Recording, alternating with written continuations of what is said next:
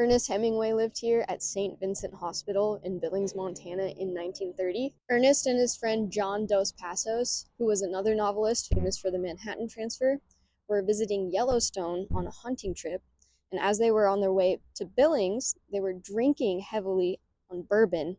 Driving under the influence of alcohol didn't become illegal until 1988, by the way, in all 50 states.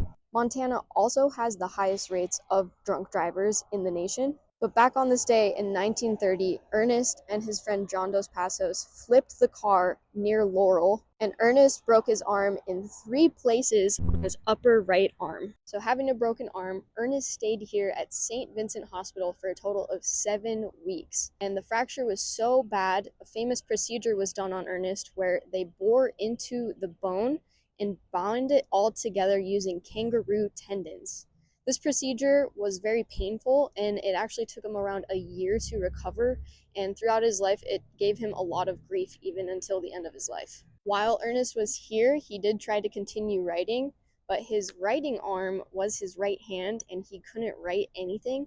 So he did try to write with his left hand for a little bit of time, and as he looked back on what he had written with his left hand, he couldn't even decipher it, so he had to dictate to the nurses what he wanted to write. And while he stayed here, he was inspired and ended up writing the short story The Gambler, the Nun, and the Radio.